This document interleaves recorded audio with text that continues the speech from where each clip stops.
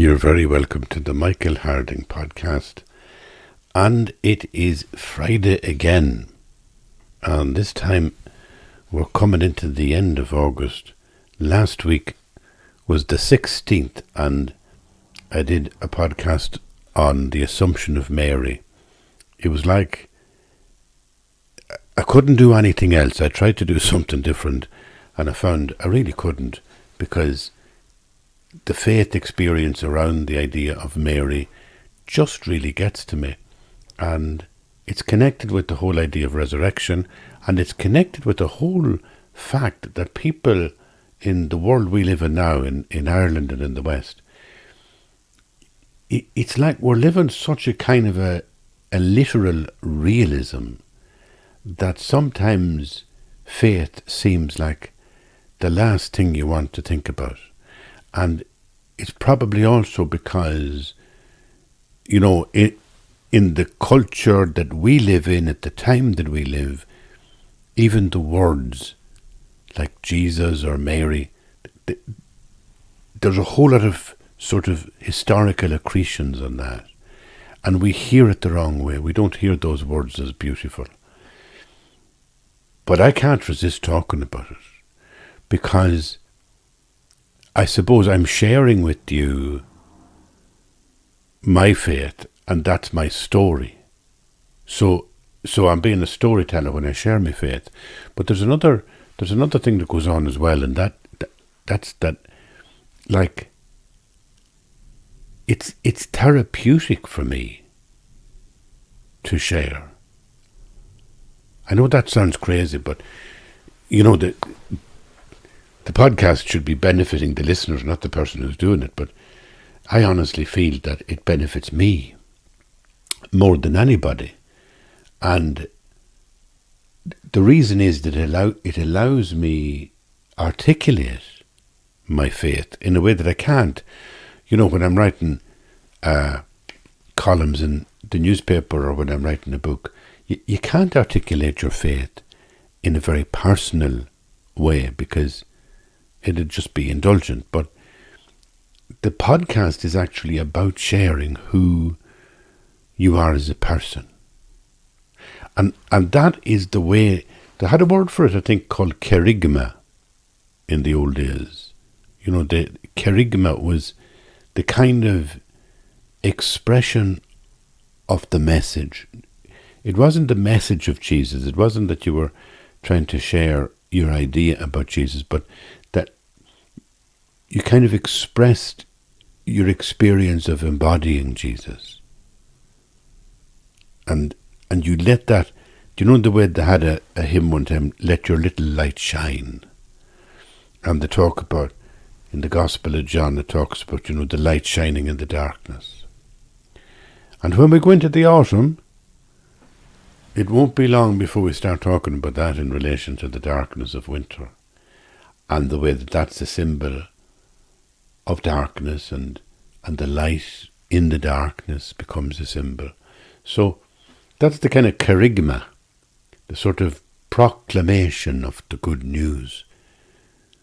And it sort of goes along with being a Christian. It's like part of the dynamic of Christianity is embodiment. So you embody the presence of Jesus.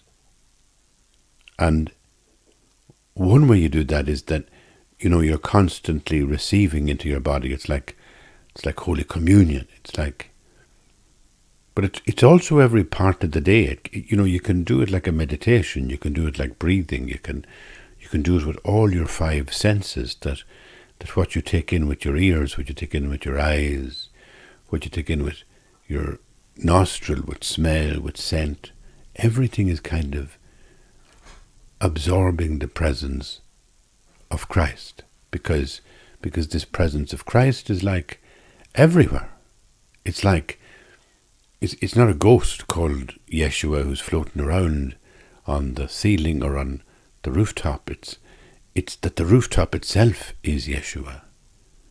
That all the atoms, all the molecules, all the clouds, all the mountains, all the oceans, everything is transformed by virtue of the resurrection of Jesus. That in some sense, when Jesus appeared after the resurrection, so he appears bodily. Well, that's okay. But he doesn't appear bodily in a way that people recognize him, because nobody recognizes him initially when he appears to them. Even Mary, this was a woman who was so close to him. The people have speculated over centuries about the extraordinary relationship between Mary Magdalene and Jesus. And she may have been there even, overnight into the Sabbath morning. And then the Sabbath happened, and sometimes I like to think that she was there all the time, But anyway, the morning after the Sabbath, there's herself and somebody else, and they come out and they're going to anoint the body, which they couldn't do on the Shabbat. And they're going to do that, and Mary encounters Jesus in the garden, and she thinks he's the gardener, right? She thinks he's the gardener. And she doesn't know who he is, and she's saying, where did you leave the body? Where is my beloved? And he looks at her and says, Mary. And then she recognizes Yeshua. It's a beautiful end to the love story. And it's beautifully turned on that one moment where he looks at her, and then where he says her name. It's like, did you ever get that thrill, when you're in a crowded space, like a railway station or a bus station or on the street, and somebody comes up and touches you, or somebody comes behind you, and the first thing you hear is your name. It's somebody speaking your name, and it's like so reassuring, because it means somebody knows me, somebody is intimate enough to reach out to me and say my name. And you turn around and, it is who it is. But it's a beautiful thing. A name is very precious. And when somebody uses your name, it can feel good, it can feel really good. It's like a hug, it's like an embrace, Mary, he said to her. Anyway, the point that I was making is that she didn't recognize him, and loads of people afterwards didn't recognize him, and then some people wouldn't believe that he was risen. And it was the people that didn't believe he was risen, like Thomas, who get the big special appearance. In other words, the story about Thomas, Jesus comes through the wall and he says, look at, put your hands in my wounds. Now will you believe me? So it's almost like there's two levels of this appearance in the resurrection. One is where we say that Jesus, after his death, is fully risen, is transformed, is completely transformed by the Father God. Completely transformed. And his body is now a glorified body. And that's a body that people don't recognize. They don't easily see. But to those who doubt, there's a more literal description of his presence. So it's like, for those who see with the eye of the heart, this is something that great writer Cynthia Bourgeau, she's a great mystic over in the other side of the ocean. she talks about how Jesus, he's seen after the resurrection with the eye of the heart. Encountering him is also what changes people's hearts and makes them fundamentally different. And those who don't see with the eye of the heart doubt the resurrection. That's even in the Gospels, And they get a more literal version of it. Now, how are we to take that? Like, how are you even to take what I'm saying? Or how am I to take what I'm trying to say? How can we ever make this clear? And the answer is we can't. I can't. I'm not a good man to sort of explain something about faith, because faith turns on the eye of the heart, on a kind of a hope. And all I can say then is how that experience affects me. So the best I can do when it comes to somebody saying, well, do you believe in the resurrection? Well, tell me about it. Explain it to me. I can't explain it. I can see it in the gospel. I can see the way that theologically it makes sense that Jesus was so non-violent, so compassionate, so kind, that he surpassed everything of kindness and compassion, particularly in the way that he made his compassion be a sign that God was intimately with him. So it was like not coming from himself, but it was like gradually over the 3 years of his ministry, there was a sense that he was embodying God's presence in a unique and intimate way. Well, okay, so he's embodying God. So we call God the Father, the Abba, Daddy, and then Jesus is arrested and he's executed and he's dead on the cross. They're taking it down and they're going to put it away somewhere. So is that the end of God? Well, you can see how they were sitting around wondering about that for a couple of days. And the women came and they said, he's risen. He's risen.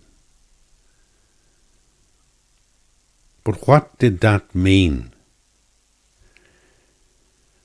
We tend to think about it, I suppose, or I tend to think about it as the fact that I believe God's presence is always there. It's always underneath everything. No matter how painful life is, no matter how dark it is, the light is shining in the darkness. In my heart, even if I'm having a bad day, a really bad day, the light is shining, even if I don't feel it, right? That's slightly different from how I feel when I come home from a therapist. When I go to the therapist, I have a session. I haven't been to a therapist in 10 years now, but I did go for a good while, and she did help me wonderfully to cope with depression, which I was going through at the time in 2011, 2014. But when I would come home from the therapist, I would feel well in myself, right? I'd feel good in myself. I might go down again the next morning, but for that moment, I always got a lift when I was coming out the door, and I'd be walking down Grafton Street from where her rooms were, and then I'd be getting the train back to Leitrim, and I'd always feel a bit lighter in myself that something had been uncovered. I'd realised some new insight. as I was sitting with her, or I had been emotional in a way that I had allowed myself to maybe share some very private anxiety, and just sharing it had been a release and all that stuff, So I always felt good when I'd be coming from the therapist. But the way that the God experience affects me, or I think anybody, is that even though you're not feeling good, you're feeling a light that's in the darkness. It's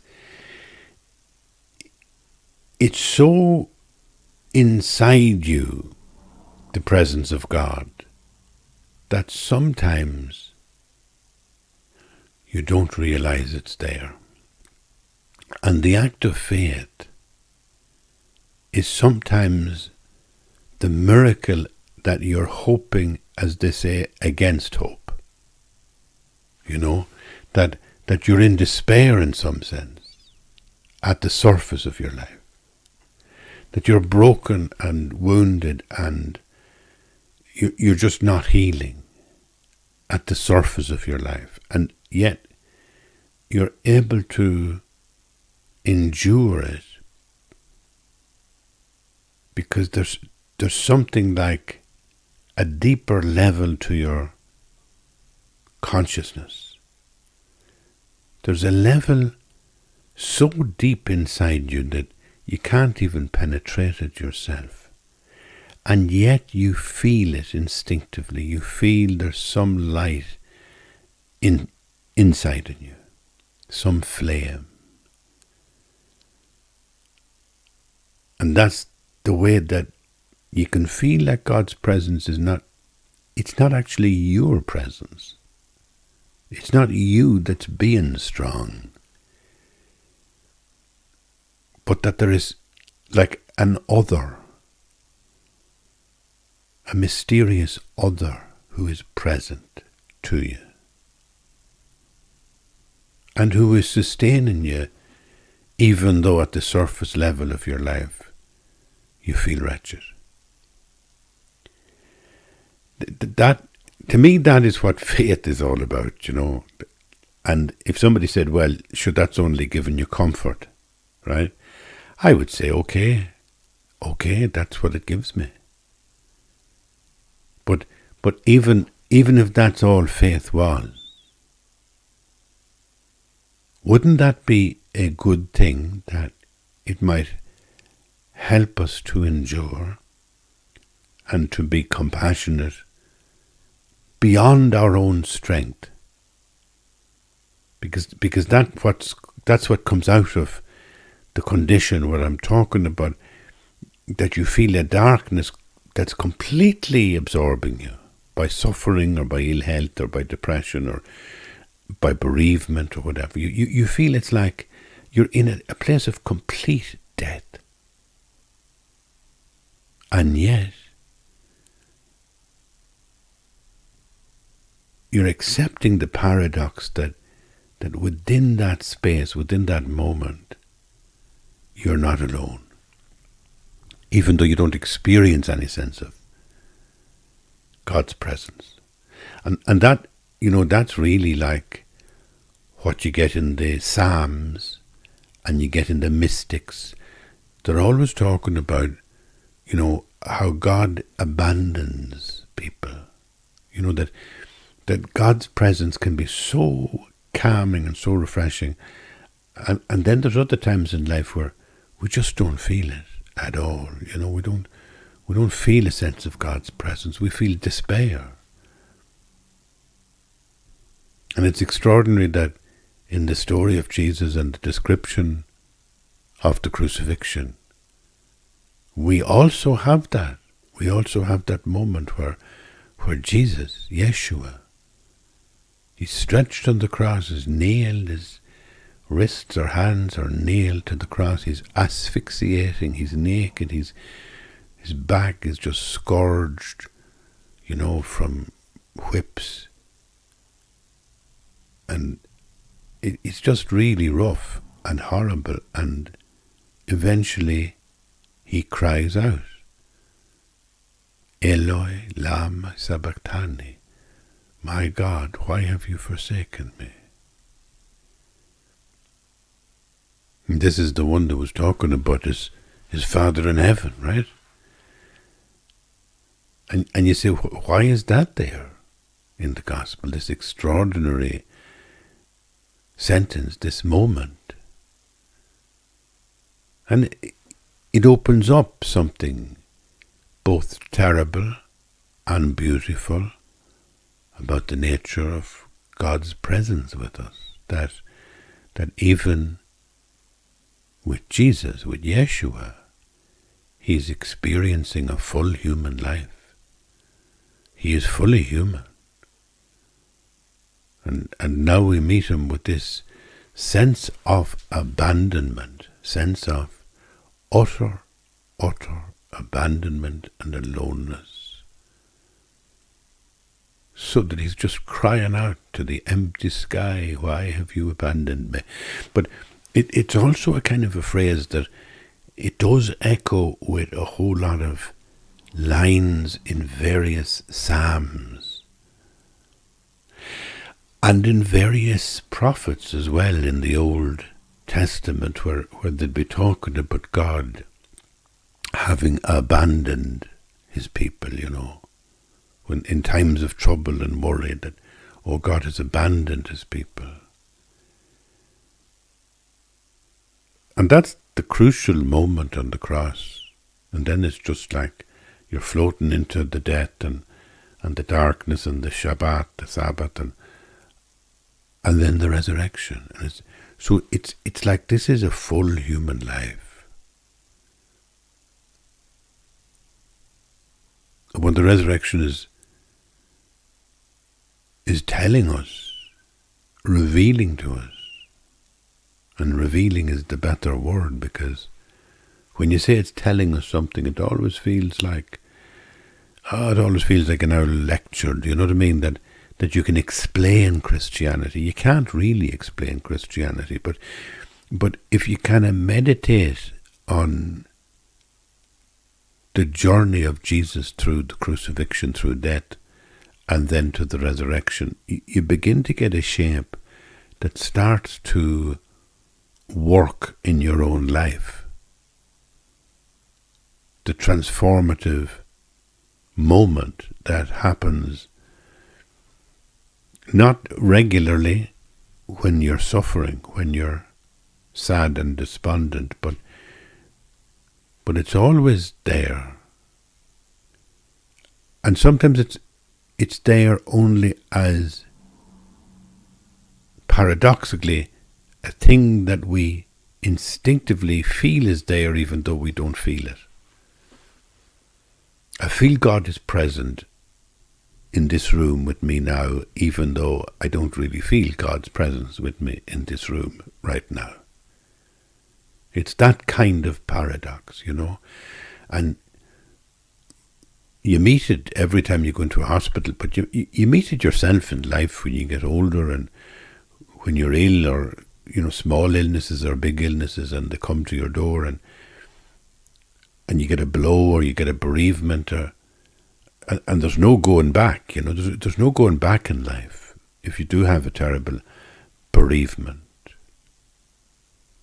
So it's black, and yet those are the very moments where we tend to reach out for our prayers in any religion, Jewish or Muslim or Hindu or Christian. We reach out in those moments of darkness and trouble for our prayers. And in that sense, the story of Jesus, the story of suffering, death, and then resurrection, is like you begin to embody it. You begin to realize that your suffering is the suffering of Christ. And your despair is the darkness in Christ when he feels abandoned. And there's a strange kind of moulding or gelling together of Christ and the human heart. You know the way St. Paul says, it is not me who live now, but Christ who lives in me. That's an available thing, you know. The more you kind of focus and meditate, just gently think about the story of Jesus, the story of his crucifixion, and the wonderful stories of the resurrection. Just the more you chew on them, you know, ruminate on them, the more you do that, the more it's like you realize that you're connecting not with your brain but with your heart. You begin to know the Gospels with your heart. You begin to know Jesus with your heart. And you begin to get that sense of consolation that, as I was saying last week, prayer is like you're listening to God. And then somebody says, well, if you're listening to God, what's he saying? And the answer is, well, God is listening too, you know. And that's the kind of consolation that comes and that so many people feel is very, very powerful consolation when you are in troubled times.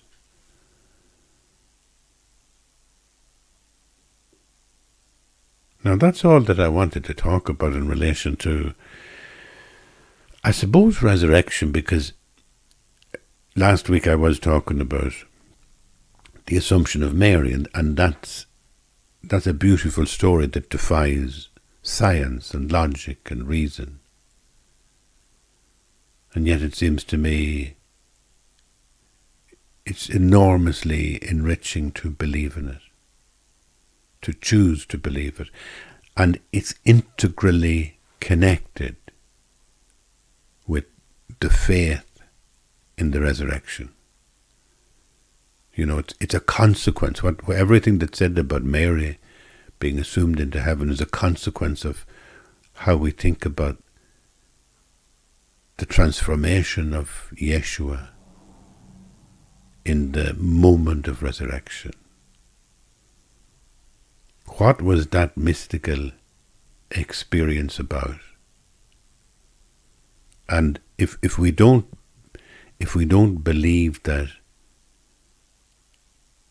it created an opening, a kind of a space of realization, a space of consciousness to the immeasurable forgiveness and love of God, the cherishing of all creation by God, that he emptied himself, God emptied himself.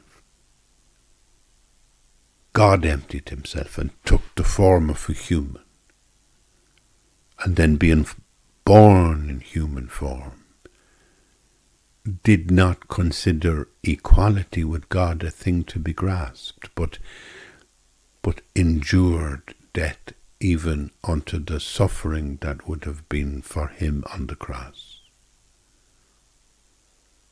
Now that's from a letter. That's from a letter by St. Paul, I think, to the Philippians. I think it's one of the most important, amazing pieces of insight that I know of about the gospel. It's the bit where St. Paul is talking. He emptied himself, St. Paul says, about God, you know.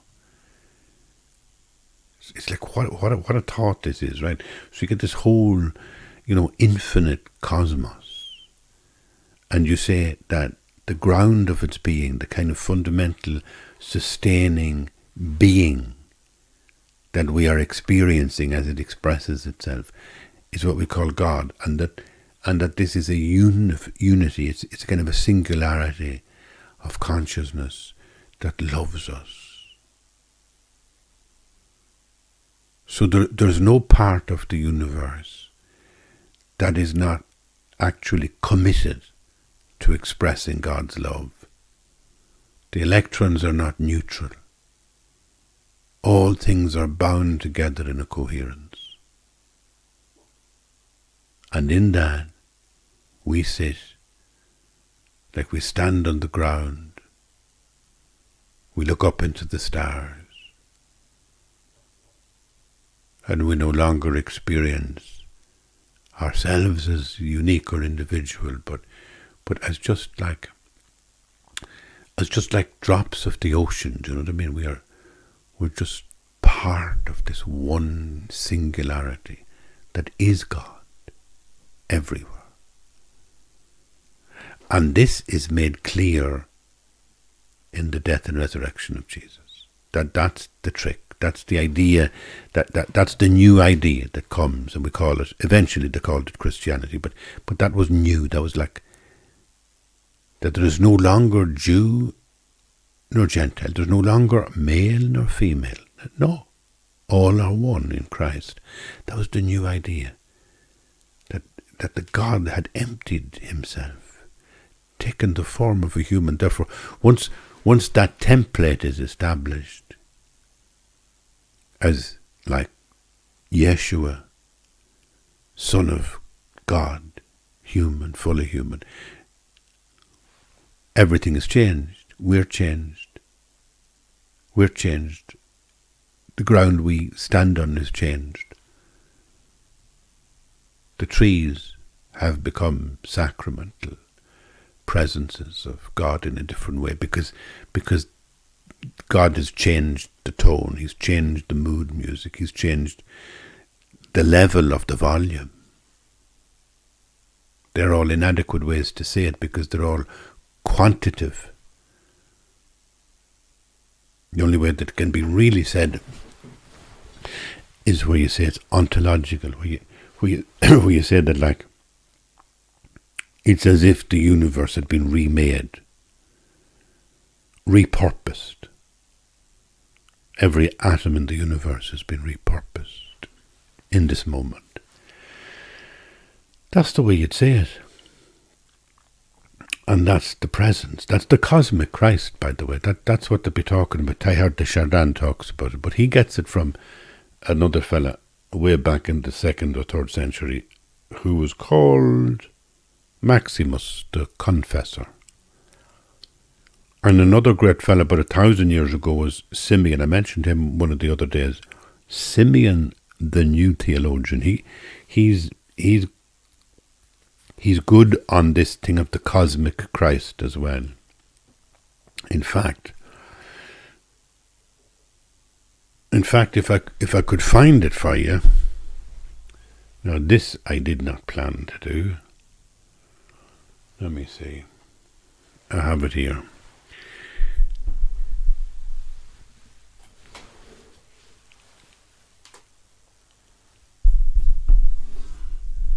I'm just trying to get a page up on the screen.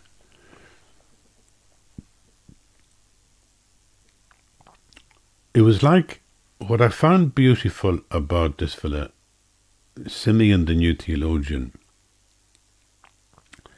is like he has a sense of the mystical Christ. You know, the Christ, like after the resurrection, every atom and molecule of the universe has been changed. It's been repurposed. Because the kind of initiation or the initiative has been taken by the God. So you don't look for Christ any longer in the marketplace or in Galilee or in the church or anywhere. You look for Christ everywhere.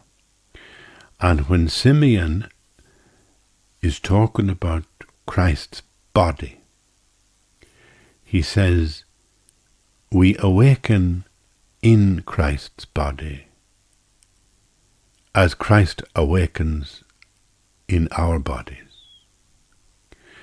He enters my foot and is infinitely me.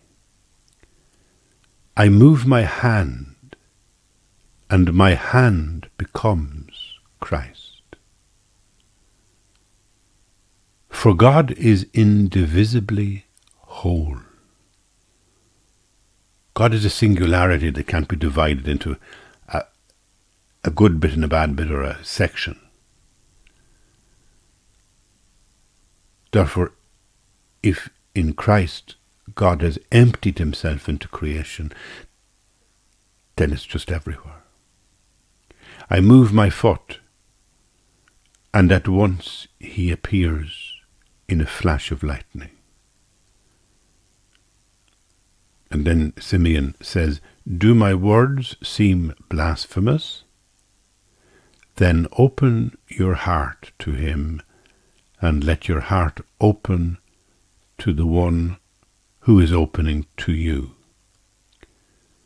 We wake in Christ's body, and every hidden part of our body is revealed as him.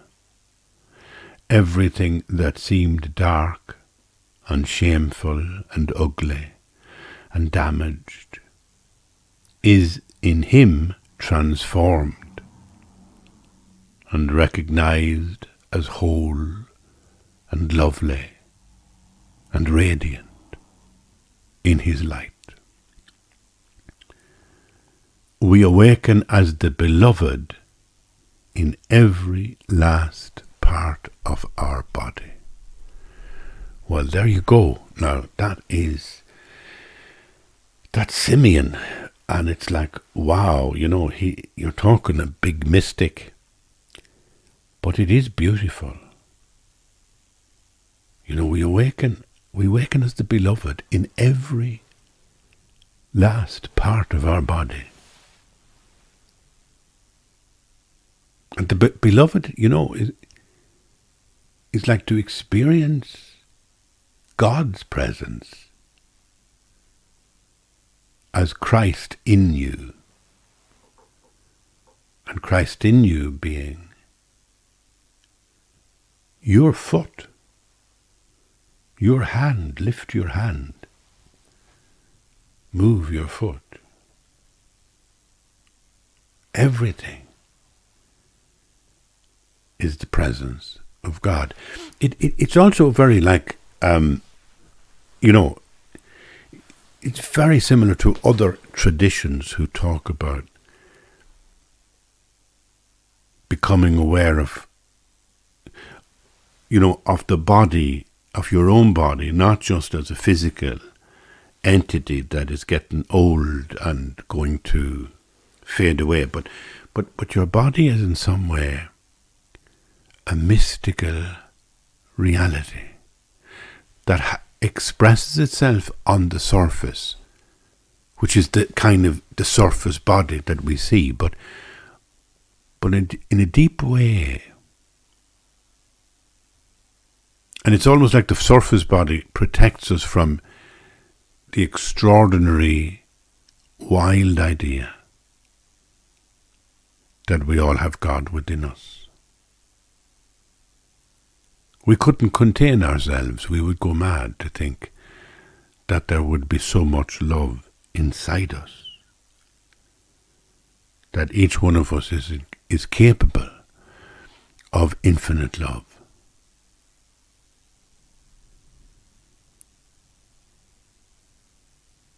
So that's all the cosmic Christ. And it's I'm only grasping at it now. I wouldn't really know what I'm talking about. I remember one time Brian McMahon, the great writer, I was talking to him or listening to him one time as he was reflecting on the mystery of God, really. And it drew him, funny enough, Brian McMahon, it drew him to tell stories and to be a storyteller, to be a writer, because it was like he saw that the deepest truth can never be put in meaningful words. It has to be put in some sort of story. So in the story, you can sense the inner heart of a story being true. But you can't put your finger on the meaning and take it apart. And that's the same as the gospel. You can't take the gospel apart. It doesn't work. No matter how you try to debunk it or make it literal, it won't work. But you can live the gospel. You can live and by live the gospel, people say, oh, you should live the gospel. And they kind of usually imply something about morality and that, which is okay. I mean, that comes, that you live a moral life, you live a good life if you're a Christian. But the core of that idea of living the gospel is not about morality, it's about living the gospel. It's like having a relationship with a lover. Feeling that you're never alone. It's just that the lover is God. Made manifest by emptying himself into the life of Jesus. Taking the form of a human, being born in human form. He did not count equality with God a thing to be grasped, but lowered himself. This extraordinary idea that this is God's act of love.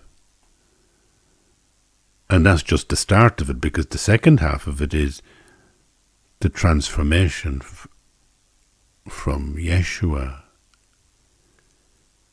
to being the Christ, this cosmic presence. And that involves us. God has, it's like God has seeped into every molecule, including every molecule of our own being. God is present in He's under your skin. He's in your skin. Because you are the Christ.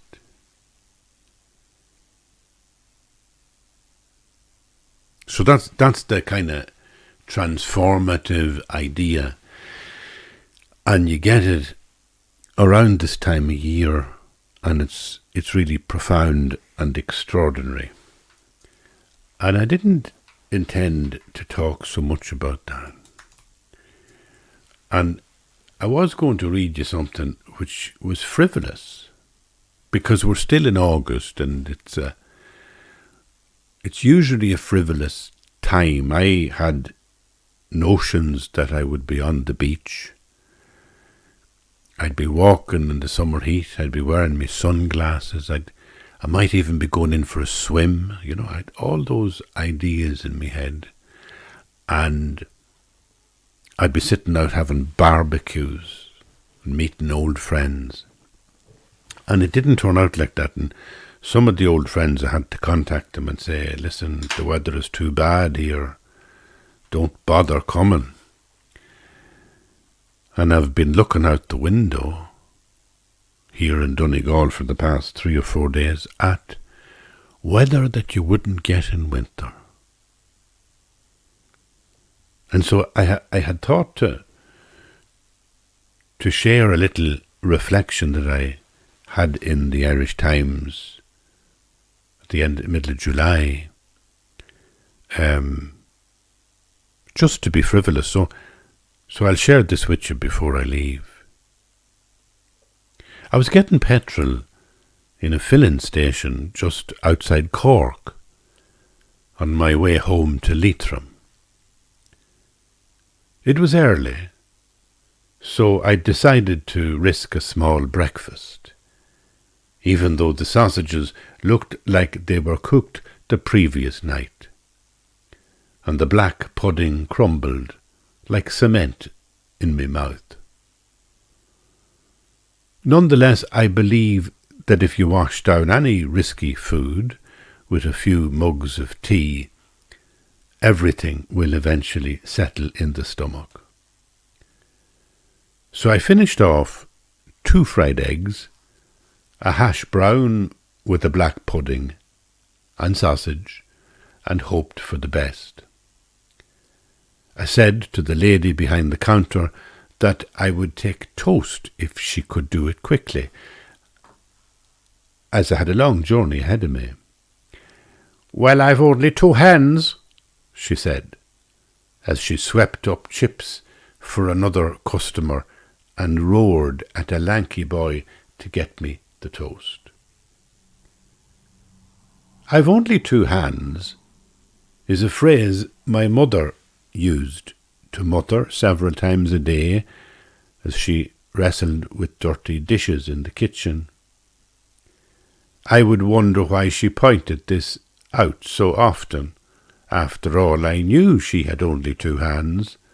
It was clear from the time I began to count that she had only 2 hands, and that, in fact, she had 2 of everything: 2 eyes, 2 legs, 2 nostrils, and 2 ears. It must be a rule of the universe, I concluded, that things are paired.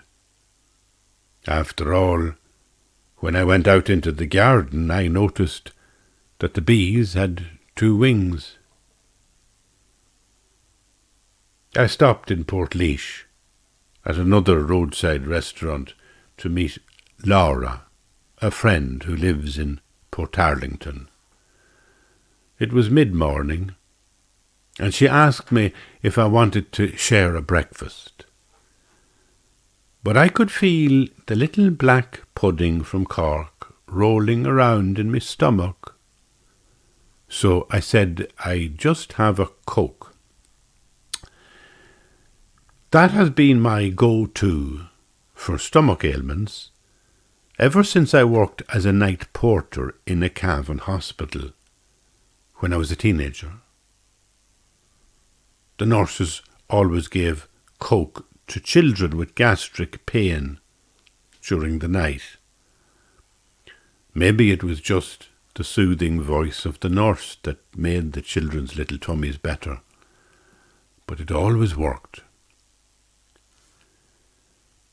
My friend Laura devoured her full Irish breakfast, including a juicy black pudding that I admired from a distance. "Did I tell you," she said, "about Fernando Banana?" "No," says I, "you didn't. Go on," listening to her as if she were a character in a Garcia Marquez novel. "So I was away for a weekend in Dublin," she began, "when I got a text from my son Tom saying there was a bird in the house. I texted back saying to make her a cup of tea and assure her you'll order a taxi when she's leaving. Her son texted back an image of a yellow canary perched on top of a framed print in his bedroom. It probably escaped from some neighbour's house. So Tom went out and bought canary food," Laura continued, "and he went around to neighbours' houses inquiring if anyone had lost a canary, but with no luck. So they kept the bird. Laura wanted to call him Banana because of the colour, but Tom, her son who has a Spanish girlfriend, wanted to call him Fernando. And Tom's father wanted to call him Spock because they had a cat called Spock who died the previous year. Initially, I didn't see the connection between the canary and the cat. But Laura explained, my husband thought maybe the canary was a reincarnation of the cat. Don't you believe in karma? Not really, I confessed. I've never quite understood what karma means, apart from some vague notion that all my actions have consequences, and that the consequences follow me like a shadow, and particularly from one lifetime to the next. But even before leaving Portlaoise, a sharp lesson about karma was dawning on me. The black pudding had not gone away, and eventually I was forced to stop again, this time at a lay-by near Athlone. I spent 10 minutes bent over the bonnet of my Toyota, and retched until the little morsel of pudding sprang from my gullet like a lark from its boggy nest. Afterwards I felt cheerful enough to pull into a nearby station, freshen up in the bathroom and fill a takeaway coffee at the machine.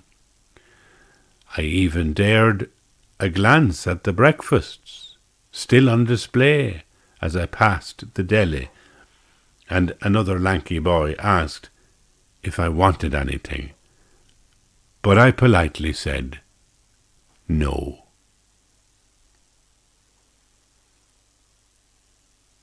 That was a little event that really happened there sometime in mid-July. I forget what I was in Cork for. It was some sort of radio interview, and that's what happened on the way back. So it's not always exciting and fun on the road. Sometimes there are small problems. Sometimes there are big problems too. Sometimes life on the road can be lonely and difficult because you have to be joyful and cheerful when you're doing radio or television interviews, and you have to be lively and joyful when you're on stage. And sometimes you're not feeling like that. And you know something? There are the times when it's good to be a Christian too. There are the times where I reach for my prayer and find it consoling.